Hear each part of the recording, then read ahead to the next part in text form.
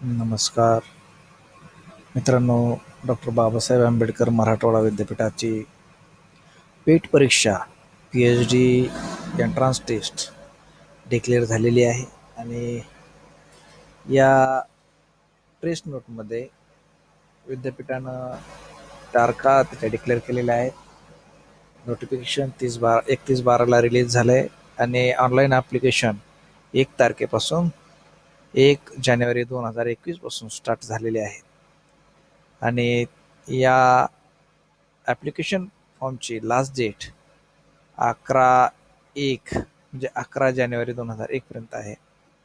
आणि विद्यार्थ्यांना त्या पेटचे ऑनलाईन ॲप्लिकेशन दाखल केल्याच्या नंतर ॲडमिट कार्ड हे 21 तारखेला म्हणजे 21 जानेवारीला मिळतील आणि ऑनलाईन एक्झामिनेशन ही 30 जानेवारीला त्या ठिकाणी होईल आणि 1 फेब्रुवारीला या पेट परीक्षेचा निकाल लागणार आहे. तर आणि अशा प्रकारे ही पेट त्या ठिकाणी आहे. पेटचा दुसरा टप्पा 21/2/2021ला होईल आणि त्याचा ही डिक्लेरेशन 24/2ला त्या ठिकाणी होणार आहे. तर अशा प्रकारे डॉक्टर बाबासाहेब आंबेडकर मराठवाडा विद्यापीठाची पेटची तारीख त्या ठिकाणी जाहीर झालेली आहे. आणि त्याचबरोबर विद्यापीठाची जी PhD एंट्रन्स टेस्ट आहे ही जवळपास 5 विषयावरती त्या ठिकाणी राहणार आहे. त्याच्यातले 5 कंटेंट असे आहे: analytical reasoning, numerical ability, language competency, computer and environment awareness, logical reasoning and data interpretation.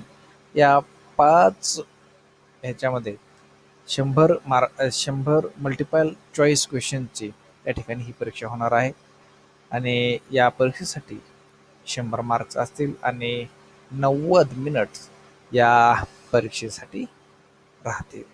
आणि त्याचबरोबर या ठिकाणी या परीक्षेसाठी अर्धा मार्काचं चुकीच्या उत्तराला 0.5 मार्क हे डिडक्ट देखील केले जाणार आहे. त्यामुळे मित्रांनो, साहजिकच या परीक्षेची तयारी करत असताना ह्या बाबी देखील आपल्याला घेण्यात यावा लागणार आहेत. आणि या मुद्द्यावरती आपला अभ्यास हा महत्त्वाचा या ठिकाणी सांगण्यात येत आहे. तर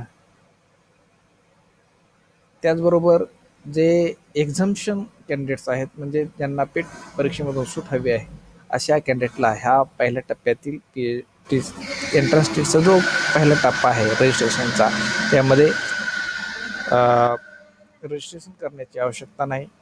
यानंतर जो दुसरा टप्पा येणार आहे म्हणजे सेकंड फेजमध्ये, त्या ठिकाणी त्याला रजिस्ट्रेशन करता येईल. त्यामुळं एक्झम्पशन कॅन्डिडेटनं आत्ताच या ठिकाणी काळजी घेण्याचं कारण नाही.